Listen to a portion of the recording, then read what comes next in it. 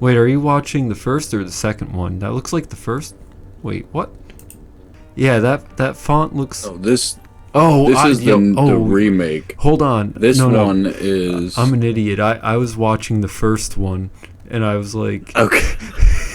I thought you were watching. I was watching the first one. My bad, man. All right. Okay, here we go. Juliet's coming. That's because Patrick is low.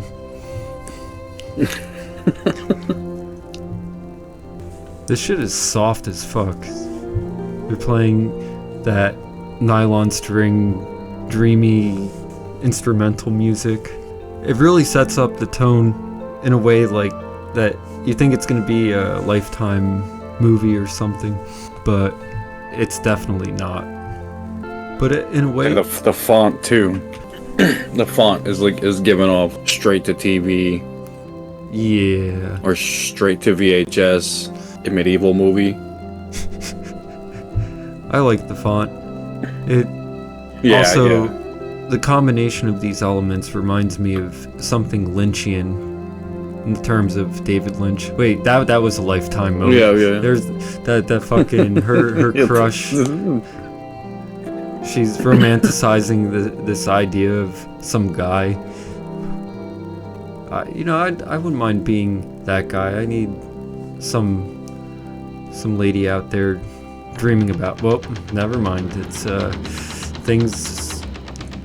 She's getting different premonitions now. I like how the tone changes, and you see like this is a very phallic movie with the drill that's shown penetrating something. Slumber Party Massacre II. The house is like the wallpaper, the cabinets, the fucking appliances. I don't think some places change that much. You see these 80s films, and a lot of homes probably still look like that in a way. Yeah, I see them a lot on Instagram and Facebook and stuff. You'll see people being like, "Look at this house I just bought," and it's like kitted out to look like the fucking 90s. My friend Like, damn. Tim, who you know of, he and his wife, they bought a place in Pennsylvania. It was formerly owned by this I don't know.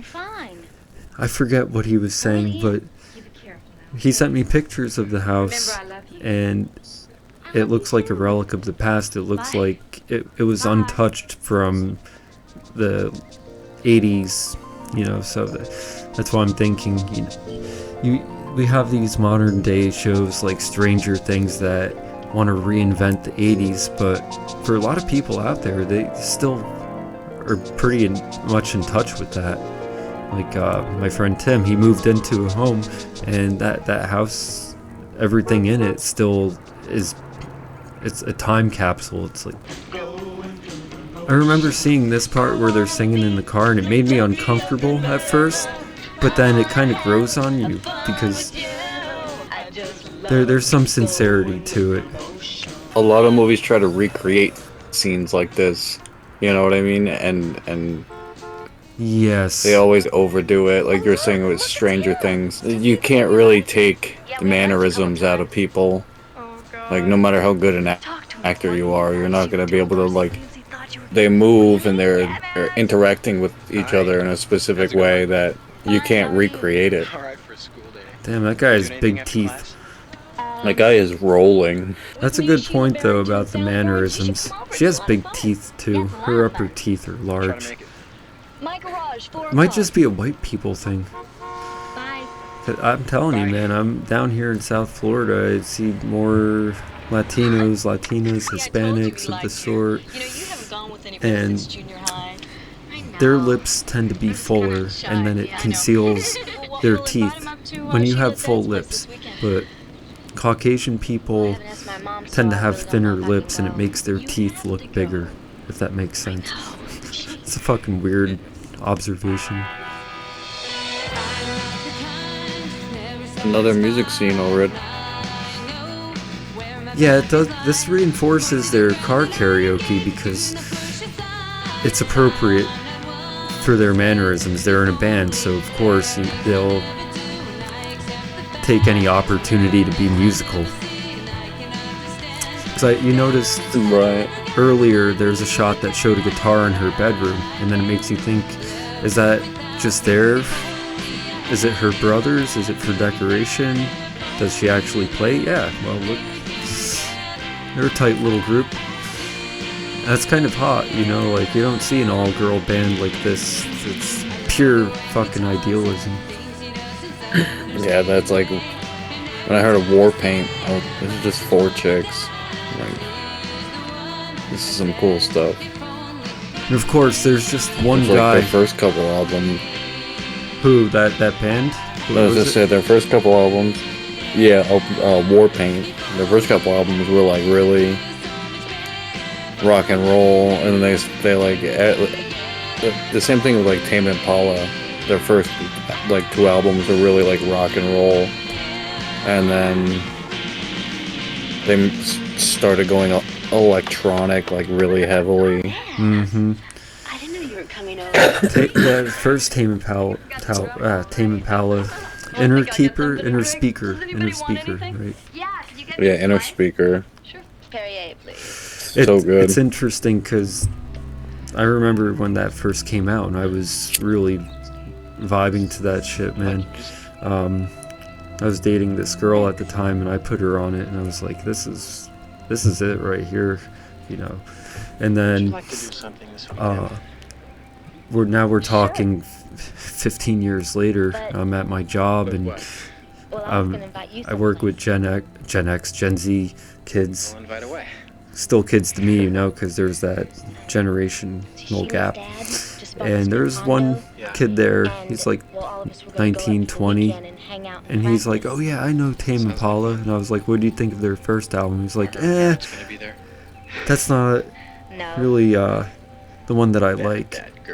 Because it's like they tried to keep up with the times to appeal to younger audiences. And it's interesting how, you know, you grow up, you listen to something when it first came out, and then when people later listen to it, like younger kids,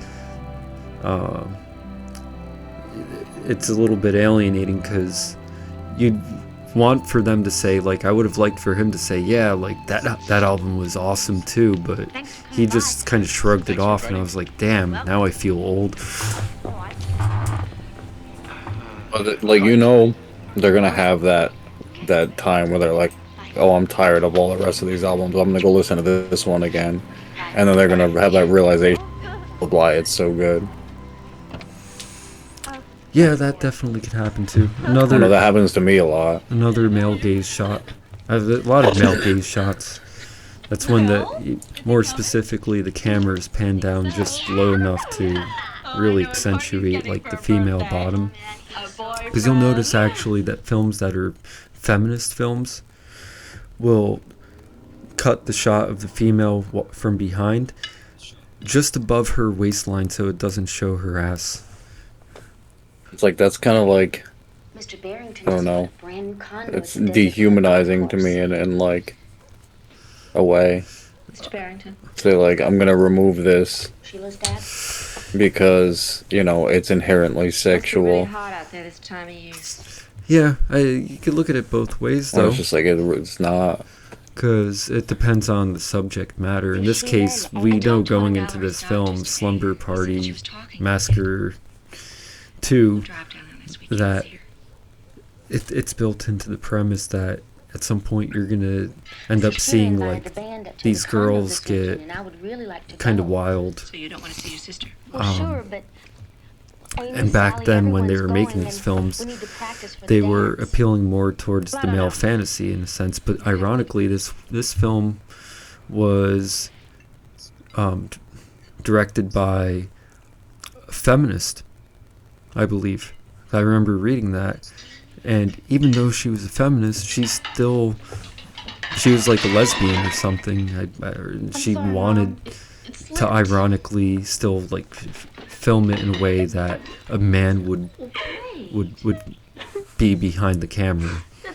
So that opens up the commentary, right? It's like, yeah, you have these feminists that are trying to cuck cinema. They're trying to desexualize the male gaze from it. But then, what if you have like a lesbian, you know, director who wants to, you know, keep or preserve the male gaze in that sense? Well, what do you think so far? I don't know if we've been really following this movie too much. Do you know what's going on? Not exactly, but I mean, I'm kind of like, I'm not following like the dialogue as much, but I'm kind of piecing it together by. So it started with them in the car. Well, no, it started with her having a dream about her crush, and then we get a little biopic of her life, and then it shows her going about her day, and then she just happens to run into her crush, and then this guy who she's going to sleep, and we get that again. So it's pretty easy to follow the pattern here. She's manifesting this guy in a way. Yeah, I mean. But then there's something else. This guy's fucked up. His fucking eyes are fucking mad bugged out. Every time he's on screen, I'm like... Yeah, there has to be satire with how that's depicted. As she keeps getting him involved, or he keeps getting involved with her, however that's manifesting, there's something else that's lurking underneath that makes you wonder, well, are those intrusive thoughts that she's having about her virginity, if you will? Because we don't know that much about her promiscuity or her sexual history. She could be innocent, right? And her thinking about this guy in a sexual nature summons something that's penetrating, like the driller killer, if you will. Because back in the 80s, the feminist perspective on slasher films was that it's very phallic, that the slasher always has something sharp that's penetrating, right? So this film is actually pretty smart and silly at the same time, because it's making fun of the slasher genre. It's showing this, you know, nubile woman who's coming of age. She's losing her innocence, and that gives it a little bit more character. I would have never even like looked at it like that. Yeah, it's giving it more depth. I would have never even thought of that. And there you go. That's wild.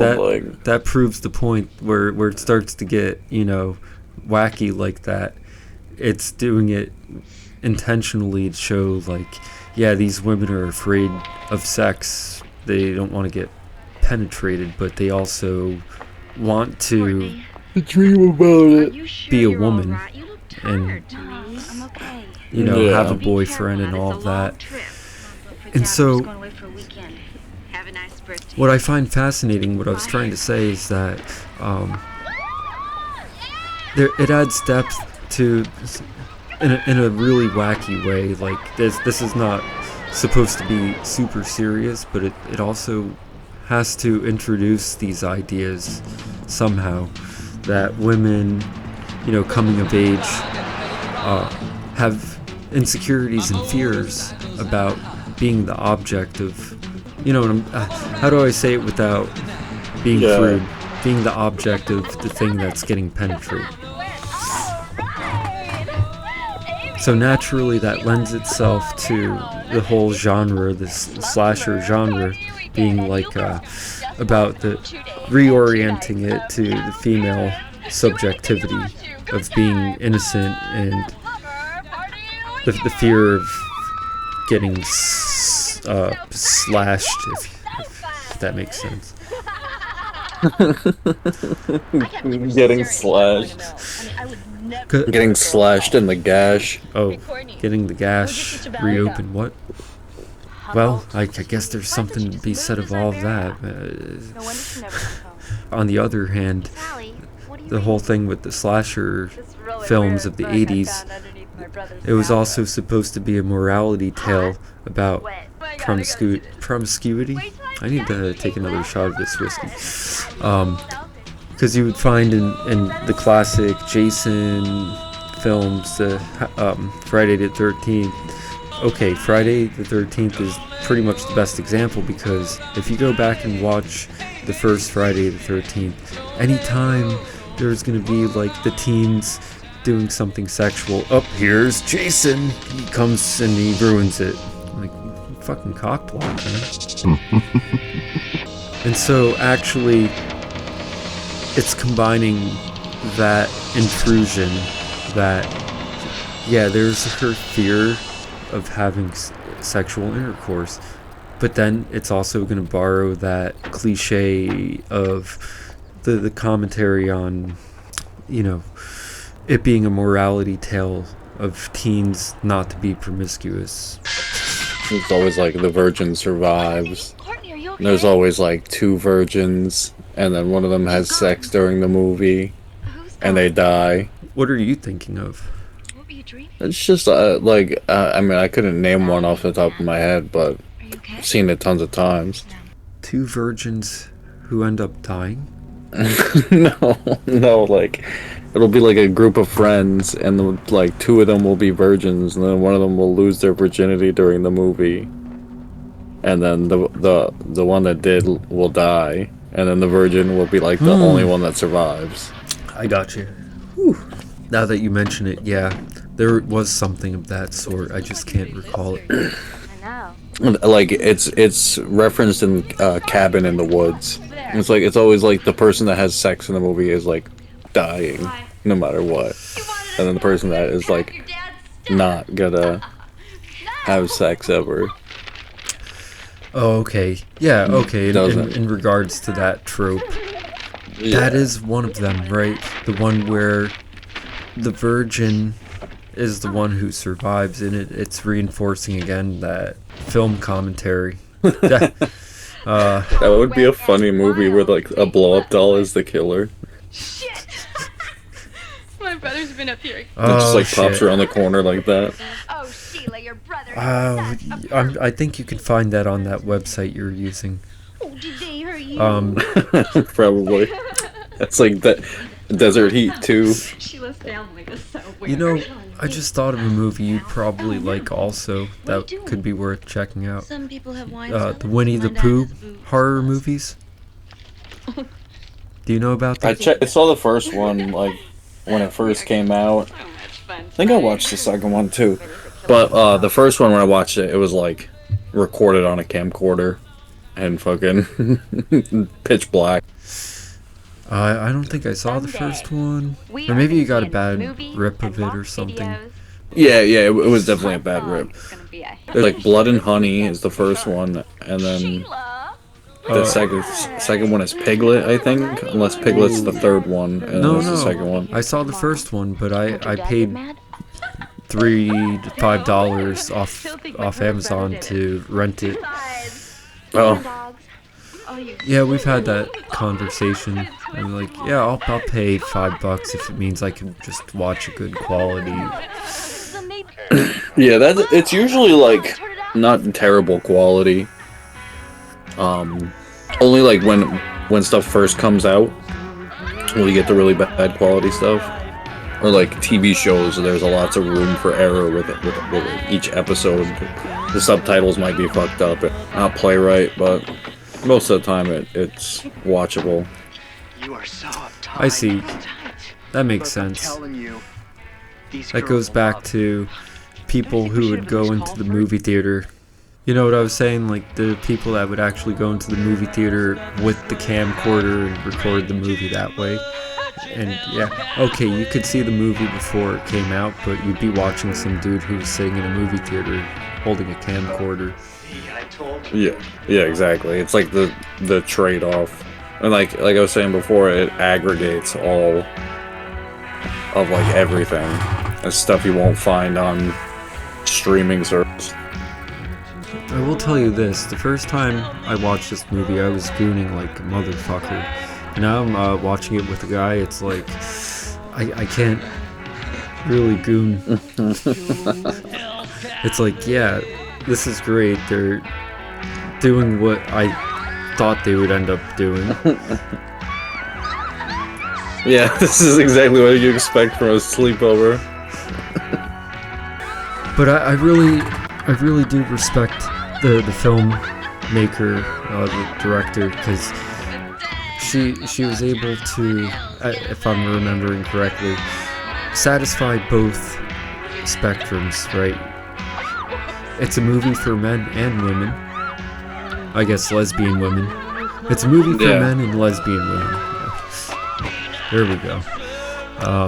That, because it's like, all right, here we get the peeping toms.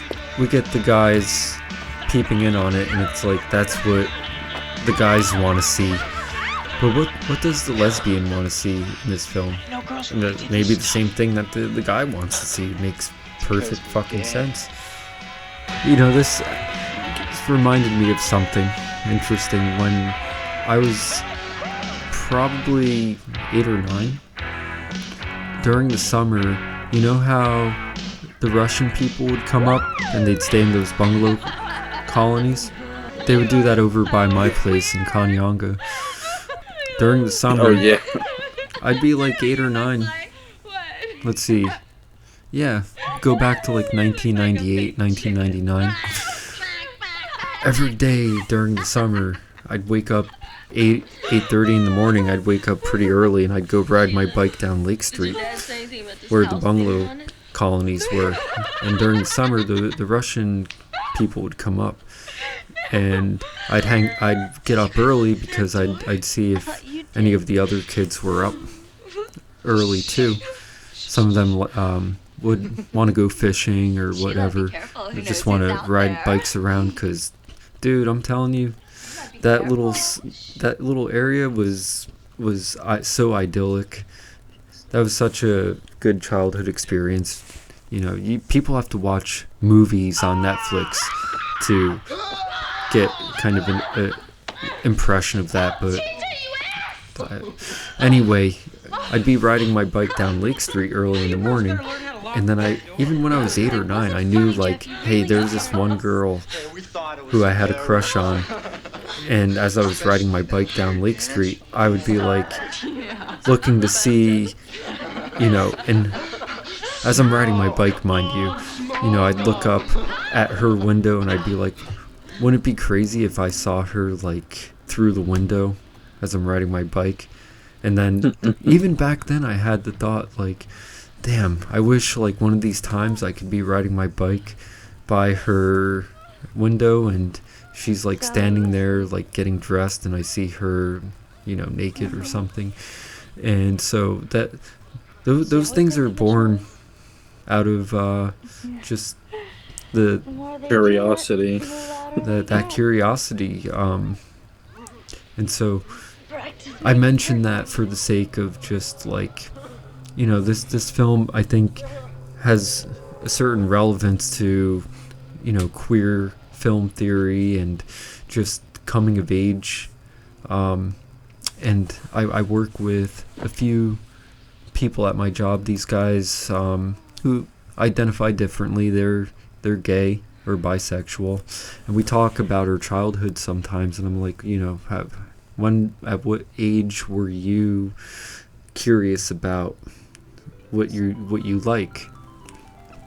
And so to illustrate the point, you know, that little, you know, memory riding my bike down Lake Street, and then even when I was that young, it was like I already had this inclination for being attracted to women or the opposite sex. And then one gay guy at my job was like, you know what, I used to like girls when I was younger, and then I was like, but what changed? And I can't remember what he said though. I don't know if he really had a clear answer.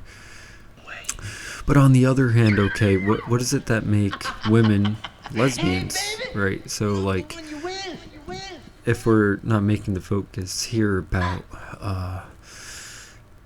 guys who become gay, then what's to be said of women that make them curious about other women? I definitely think it's like different for men and women, different things. I mean, it's crazy to me, like, that there's kind of a joke among straight guys that all women are a little bit bisexual. This really weird guy. So I mean, like, look at in this film, the depiction of women. They're all hanging out with each other, and they're getting naked, and they're in, you know, the bikinis, right? And they're comfortable. He killed Valerie. But it's also just Yeah. like It's like guys would never do shit like that. No, the closest approximation probably is gym bros going to the gym and getting their pumps, and you know, afterwards taking pictures in the mirror. And Or the Beatles. fuck the Beatles. No offense. I definitely I'm not like I don't hate the Beatles, but I don't think they're that good as people like say they are. I don't. Last time in our podcast recording, I name dropped Will Kiesler. I was gonna name drop someone else, but just in case people are listening to this, I don't want to accidentally say something that might make someone look bad or anything. But do you remember Jen? I was gonna say something about. I bring up her bedroom because a lot of us used to go there and hang out in her bedroom. It was like more like that there once, and it was crazy. That 70s show. Yeah. Yeah, it was like the basement in that 70s show, but in the attic. That was fucking interesting, man. I didn't have anything really bad to say about that. I'm not sure what I was gonna say. I got distracted now because I'm looking at this one in the bikini right there. Damn, she's got a nice one. What was I gonna say, man? Fuck if I know. I'm like, she's got a nice one. I could have just said she has a nice ass. Yeah, look there. Jiggle, jiggle. It's just like, get your hand off her boob, and like didn't even have his hand on her boob. It was like both his hands were clearly on her side. Oh, but you know what? Before we started watching this, I was like, hey, you know, like, you think you get a girlfriend and she wants you to be all over her, groping her and stuff, but women have boundaries too, and that scene actually, when she gets pushed into the pool, demonstrates him getting greedy with boundaries there.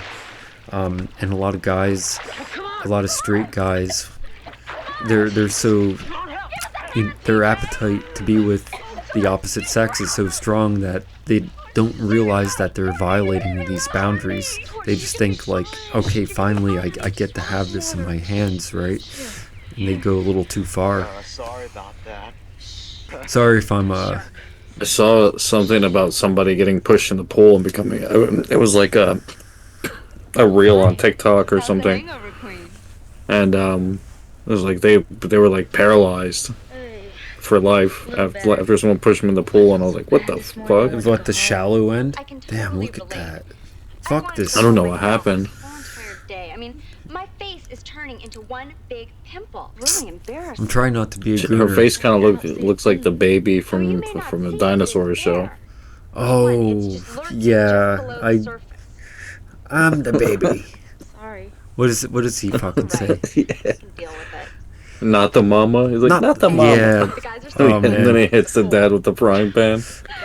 I wasn't even looking at her face, bro. I was looking at her hips.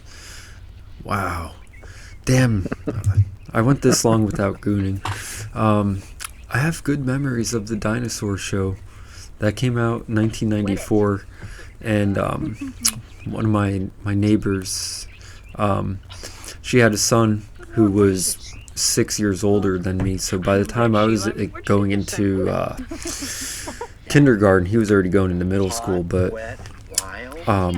his mom would be a babysitter for me because my mom and his mom were friends, right? So I have memories of being over at her house, and she'd have the TV on, and I'd see the show Dinosaurs on the TV, and just that, having that memory alone solidified me just having like this personal connection with that show Dinosaurs, because this would have been back around 1995. I would have been around 5 years old, and that show was on TV back then, unironically, Like the same old kangaroo meat. unnostalgically.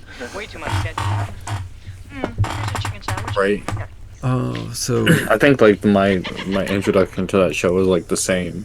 Like I watched it at someone's house who was like babysitting me, and I didn't really like watch it because I was like super young. yeah, But it was there in I the watched it background. recently and I was like, yeah, this is good. Yeah, it was definitely like a set piece. Is there like a whole album that goes along with this movie? There could be. I'm pretty sure they would have probably tried to include these songs, because it sounds like they were the songs that they're playing in the movie were recorded professionally. I was gonna say, it sounds like they're playing in like a bigger space than they are. But as a guitar player, I saw her playing. I'm like, she's hitting those notes the way that they would sound. It's pretty cool. I gotta retract my diss about the Beatles, because we got the female Beatles. The Beatles. Oh shit. Oh my god, she has such a rap. That works in like multiple ways. Yeah, that's nice.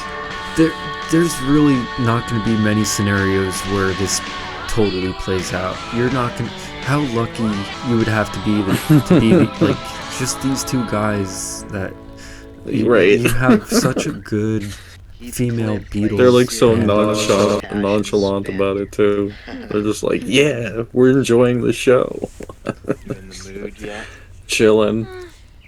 You heard that? He's like, Nubile bodies you're in the mood intertwined yet? about She's like, not massive now. forms That's just like like, that's the reality. someone That you I- get a girlfriend, you're like, alright, so are we going to do it? And she's like, How much more do I gotta do? I want to go to sleep. And now, He Let's starts reading the book. let's That's the funniest shit ever there. he's reading the handbook. He's like, are you ready yet? All right, next page. Well, she got ready pretty quick. I can't say that happens as reliably Alright, this is as you'd want to think. there's like chocolate syrup coming out of the chicken neck. Yeah, you know, dark blood is chocolate syrup. What is the chicken supposed to symbolize? Oh, because The it offending bird. that I would say reflects the rawness of Are you sure you're feeling being naked. Not really. Yeah, Nervous and yeah. I didn't even think about that the chicken is naked. That's just like I can't how I let think of a chicken. that dream out of my mind. Out Maybe you hit your head when you fell in the pool. Try to relax, Oh, take they my got time. anxiety. Hangover anxiety. I love how the character's like, you should go get naked. Yeah, and I bet Oh, you I never didn't- drank a whole how did I case of miss red that part? champagne before. Well, she's like, go take a bath. Oh Try yeah, to chill out. that's decent instructions. You know what that means in a movie? Oh, okay, that's the dinosaur woman. You sent me a dinosaur woman. Oh, the paleontologist chick. Yeah, I bookmarked that one. I was like, It's so funny because I was like, oh, dinosaur facts, and then she starts like doing it in a bikini, and I'm like, oh, okay. She's like bouncing her tits, fucking. Did you know? I guess I know something about something. Yeah, that was creative. I did some investigating, and it's like her page it starts off like, oh, I'm some paleontologist, but then it's like, here are my secret links, and it's like, whoa. Yeah, I'm gonna have that's like if you look on like anybody, like if they're wearing a bikini in any post, you look on their page somewhere, they have a secret link. blood is another Sally, another would you come trope upstairs? Something's to going on in represent the bathroom. Courtney, menstruation come in, cycle, Please. especially like the overflowing of it. That's another concern for female anatomy. Oh, god damn. I'm trying to talk here, woman. She gotta be in those like Well, I tried high to cut turn 'em off before, and I jean couldn't shorts. turn 'em off because Yeah, the costume department did a good job. It wasn't even the costume department. I feel like this, like, they're not even acting, you know what I mean? I feel like they're just, like, actually weird doing things are this. happening to me. They're just hanging out, Hey, I know what you mean. Weird and this things is are happening. to my And that they're just wearing the clothes that they had on that day. Damn. Sally. This movie. This is crazy. This movie is a sleeper. No pun intended. It's a It's a, like, sleeper. the crazy juxtaposition of, like, half-naked girls, and then you get that, like, grotesque fucking practical makeup, pimple exploding. This movie was higher quality, like had a higher quality feel to it than I was expecting when I first watched it. What's going on here? Definitely. Especially the practical effects, that pimple scene. You didn't give her any of your That drugs, was well did you? done. Like it compares to the high budget damn it, Nightmare on Elm Street films. Here's another obvious parallel. There allusions to the dream sequences from Nightmare on Elm Street. They were definitely trying to tap into that for sure. But yeah, this movie definitely cultivates the commentary surrounding film theory from feminist film theory of the slasher films, incorporating the Friday the 13th and then borrowing elements from Nightmare on Elm Street. That's definitely here. Definitely. I believe you saw something. Oh, yeah, for sure. Well, definitely what makes this one unique out of the series is that the Driller Killer reflects the symbol of the 80s hair metal guitar playing figure, that archetype of that decade. Whereas the other Slumber Party Massacres, it's just more of a generic mechanic sort of person that, I mean, obviously that, you know, with Michael Myers, he's in a mechanic jumpsuit, you know, but it's like, it just feels kind of generic. It's Michael Myers without the Michael Myers mask, just a jumpsuit. Just some old bones. Damn, she was looking good in that robe. face explode in the bathroom. They did this on purpose to make it seem like, oh, they could count on the cops, but then it shows how the Did you cops see her? couldn't care Was less. her face And then intact? that's another Well, like the last time I saw her that's was another about 2 trope o'clock, in but she was these okay then. 80s horror slasher films. The cops are pretty inept, right? Like Yeah, obvious. they're always, like, inept. They can't, like, they don't see that there's a problem. They just say, like, oh, these crazy kids are just being weird, or they like, don't care that there's a problem. They say, I got something better to do. Yeah, I mean, contextually, it makes sense You because, freaked out your little friends here. you know, And you the wasted about $200 the one in girl's just taxpayers' having money. these delusions, She didn't do anything wrong. these hallucinations, Ladies and and gentlemen, yeah, I don't I know mean, what kind of what drugs can you this really was, do but I if don't you're care. actually a Because I don't cop wanna on have to deal duty? with You're your like, mother and father in the face all right, lawyers. so there's nothing here. And We I'll can tell you 07 right this. We can cancel. If you jerk my chain in my town, I'll rip your Yeah. lips out. To the Come on, point where Krieger. they're like, Denny's is you know, holding don't her waste our food. time. Okay, that's way. there's some believability to that. It's Oh, just have a nice yeah, day. when there's that supernatural element, even if the cops do show up when it's too late, what are they gonna do? Shoot Michael Myers? You think you can't kill him that way? He's just gonna be like kind of fucked up for 10 minutes, then he's gonna get back up. Right, or like Freddy Krueger is just like in your dreams. Like, what are you gonna do? You better start gooning. And then you see that paleontologist, and she's like, here's some fun facts about dinosaurs and Freddy Krueger's time to play. Happy birthday, Courtney. There's something to say too about how much they like tried to cram into these movies too. Like, Thank you. I feel like everything in newer movies is kind of like drawn out, and they draw out like a single thing, or like 3 or 4 things throughout the whole movie, and like intersperse them between each other. But like these older movies often feel like they'll have like a concise moment within, you know, like a 10-minute scene, and then it'll go on to something else and never bring that up again. As far as the newer movies are concerned, the well tends to run dry, and then you have to get to a point where things need to be re-innovated. There was a revival of trying to bring back horror movies, that sensationalism of the wackiness that made horror movies so campy. It just seems trite now. That if you really want to, you know, go back, you have such a catalog of movies, so they're just like really wacky 80s horror camp. I'm talking about Sleepaway Camp. Sleepaway fucking Camp is so fucking campy. And then you get to the end and you're like, oh fuck, I just got flashed. That movie is such a troll, man. That's crazy.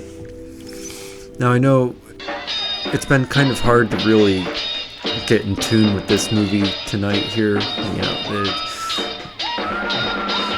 the most that can be said is just talking about, I guess you wouldn't know if you didn't look it up, but like I was saying, the director of the movie was trying to make a certain commentary about we're going in circles here. I said this all before. So interestingly, you know, as I was saying about Freddy Krueger, that this driller killer is very Freddy Krueger-esque, because he's appearing in her delusions, and it gets to a point where that's going to become reality. Like, she's not going to be able to tell the difference, and that's scary. Like, you can't tell the difference. You don't know if that's just you hallucinating. And then it's, you know, the classic boy cries wolf. It's like, oh well, you were saying all of this, but then, oh wait, this guy actually came out of the dream, out of her hallucination. It's party time. I like that picture of the Persian cat in the background. Alright. Try to get a print of that. I like too that, like, that's the only supernatural thing about him. You know what I mean? He's just like, he's from a dream. He doesn't really seem to be doing like anything non-human. I'm not sure what you mean. Non-human? You know, like something like, he doesn't have like a monster feature. He's like swinging like the drill around. Oh, like, physically. He's yeah, not like throwing it like superhuman strength or anything like that. He's just like a dude with the drill. Obviously, there's that, but like, see, it comes from a dream. That's like the only thing that's about him. Like, but besides that, he's just a regular dude. Obviously, there's that satire of it. That I don't know when the last time you saw Nightmare on Elm Street, but Freddy Krueger himself, his personality is very satirical. I actually see Nightmare on Elm Street as a dark comedy, because Freddy Krueger, that guy has some jokes, man. I'm telling you. You know, like there's that classic scene of him. He's in the alley, and then he starts cutting off his fingers, and then they grow back. Man, the genius behind that kind of horror, that shit has to be studied. I haven't been into it, but there was a time when I bought a little companion book on horror movie facts, and I loved reading about the different trivia and film criticism, right? The film theory, and a lot of that stuff is really worth reading. There's a lot of good film theory on the 80s horror.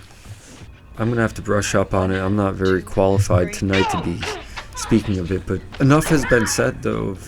This hasn't been a movie to just go frame by frame and just call out stuff, but to notice the perspective of the film and how it relates to, because mind you, this came out, I believe, after Friday the 13th, after Nightmare on Elm Street. Those films had already been out, so it needed to contribute something different to the genre while having its own originality. This is dedicated to the one I love. He's very much like Freddy Krueger.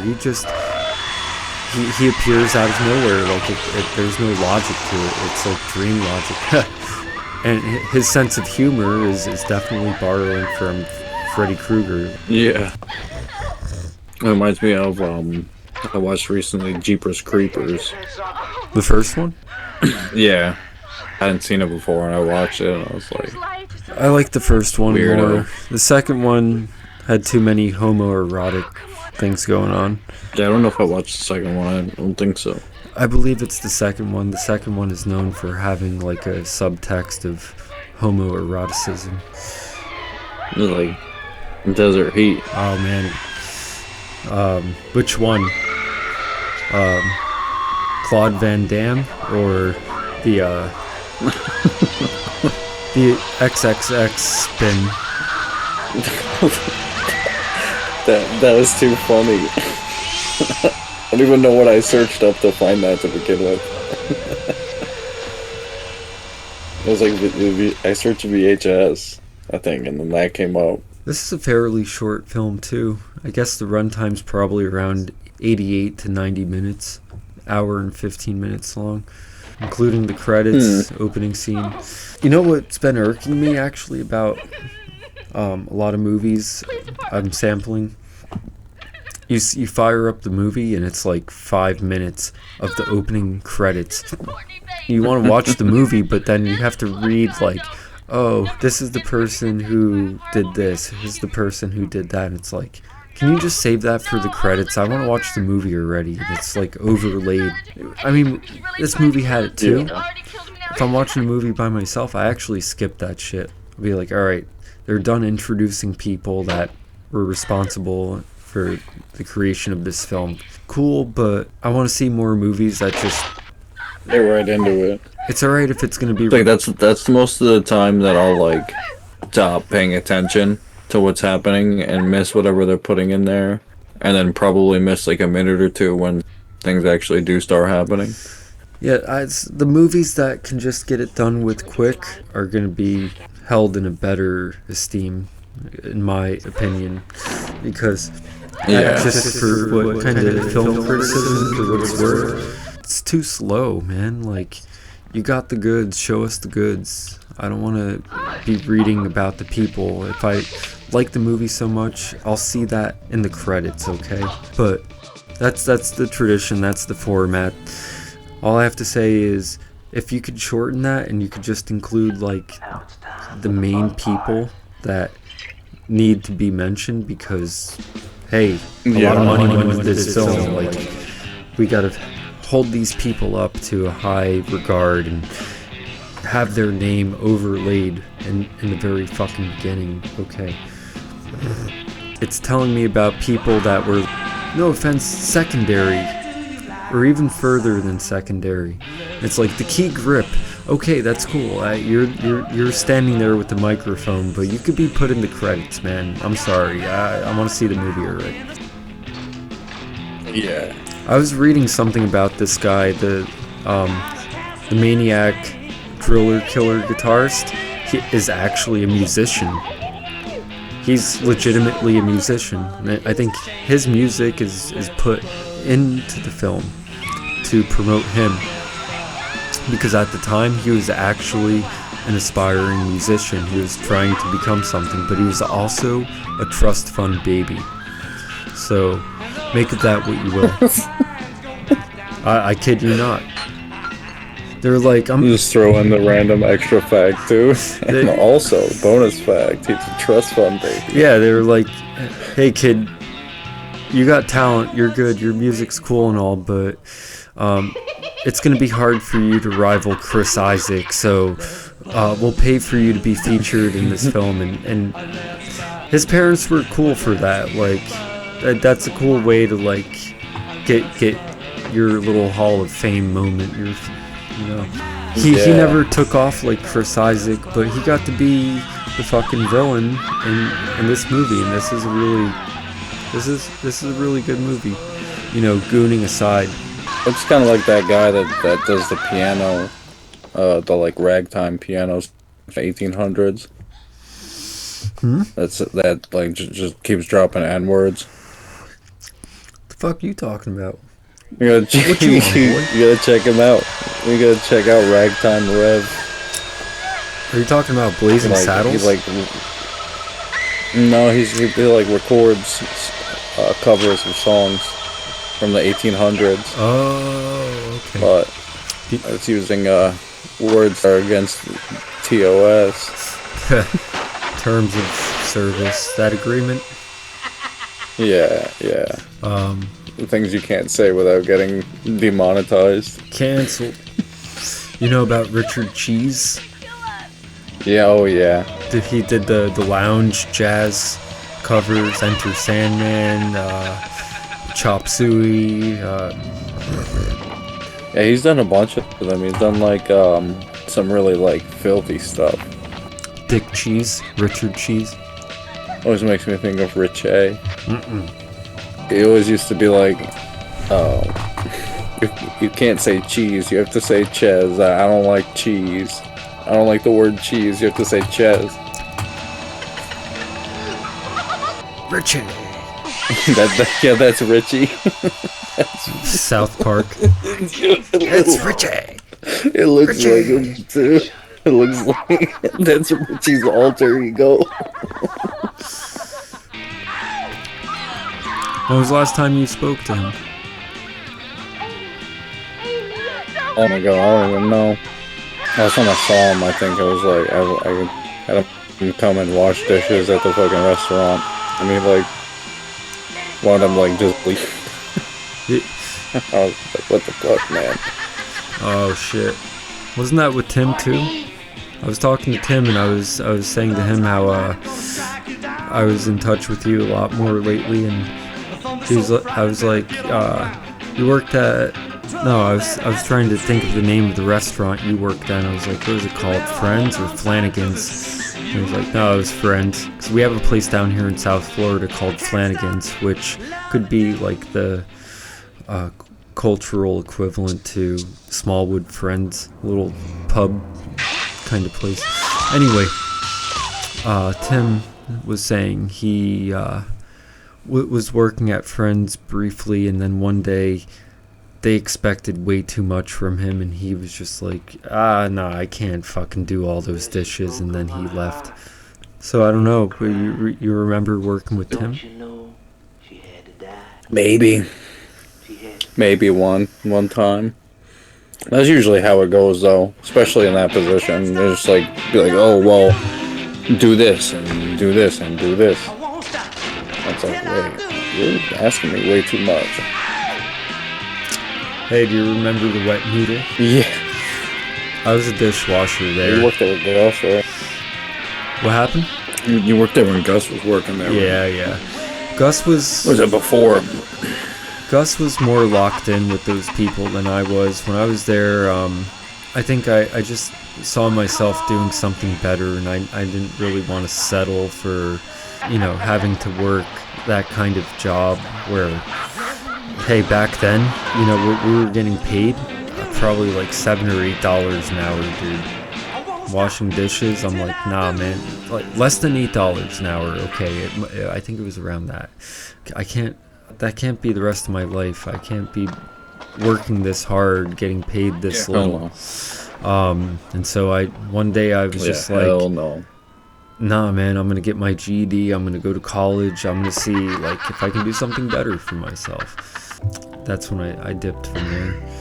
Do you have any idea what's going on in the film? Because I think that this got way too derailed. There was just the whole like murder scene. I've been watching it. I just watched the whole like murder, running around with the drill. And then yeah, this whole time she's been having some kind of relapse in the mental surrealist mental institution, and then it shows the phallic drill poking its way through. That's very intentional. That's you can't ignore that. Yeah, that's there to remind you that's that something. Women's fear, I guess initially, of phallic penetration could be linked to a form of horror.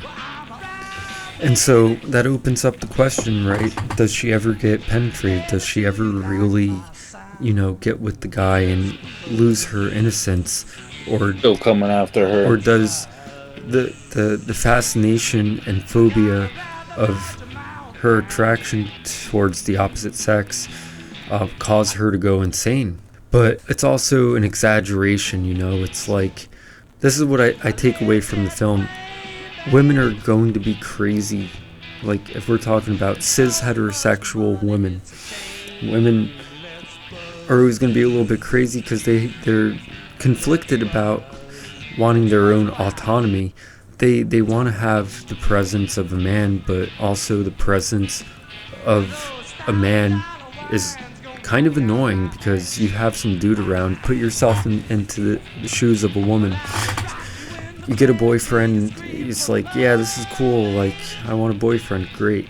But like, now he's always like annoying you. He's like, just like, he won't leave you alone. Like, you want to go do the dishes, but then like he's there, like, just feeling up on you and grabbing you all the time. And I take this from my own experience too, being a boyfriend, having a girlfriend. Like, she comes home and I just want to like be all up on her, and she's like, I got dishes to do, I got this, blah blah blah.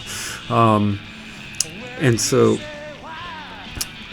it shows this it's innocent, right? Like, it's not really to shit on men too much, but it does show that, like, this whole driller killer, he encapsulates the sort of immaturity, if you will. That's a good way to put it, actually. Like, really think about how that, you see these scenes of the driller killer and her hallucinations and her dreams, and he's like dancing, and he's just being a fucking goofball, but like he just really wants to get some of that stuff, he really wants to get with her. And so women go a little bit crazy because it's like, yeah, I want to have a boyfriend, but they get a boyfriend and the guy's just a fucking goofball, like the driller killer, man.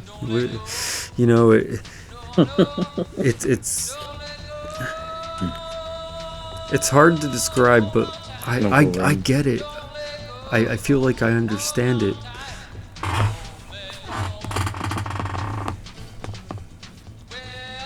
Well, let me ask you now.